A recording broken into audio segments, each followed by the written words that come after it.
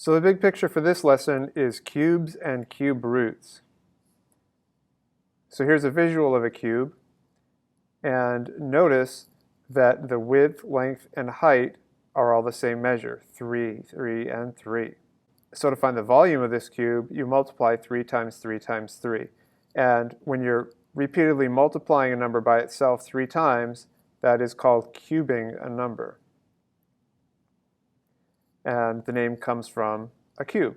And that's an exponent situation. So 3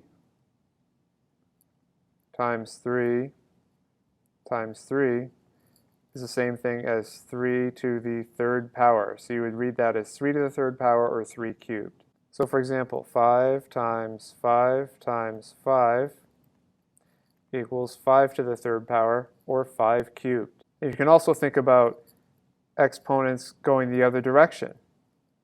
It's called a cube root.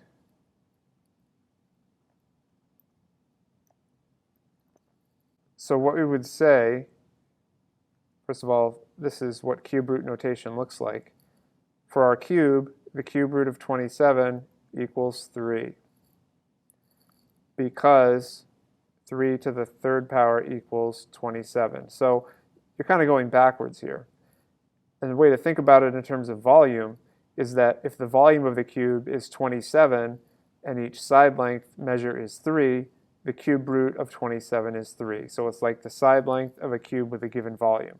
Okay, so there are some perfect cubes, and that means it's just a number times itself 3 times. So for example, 8 is a perfect cube because it equals 2 to the third power.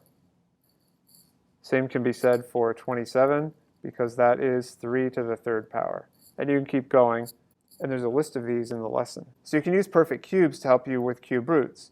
So for example, if you had to do the cube root of 8,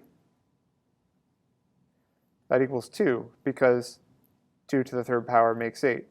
All perfect cubes have an integer cube root. Another interesting thing about cube roots is that you can have a cube root of a negative number, which is different than square roots. So for example, the cube root of negative 8 is negative 2, because negative 2 times negative 2 times negative 2 equals negative 8. So there are some examples of simplifying cube roots and negative cube roots. I'll do a negative cube root. So what if you have 1 over 64 and it's negative? And you're going to do the cube root of that. Well, 64 is a perfect cube. 4 times 4 times 4. So I can say it's the cube root of negative 1 over 4 to the third power. And then I can kind of distribute this cube root, if you will. So the cube root of negative 1 is negative 1. And the cube root of 4 to the third is 4. So I get negative 1/4 as the cube root. You can also use cube roots to solve equations. So if I have x to the third power equals, say, negative 8, I can take the cube root of both sides to solve for x.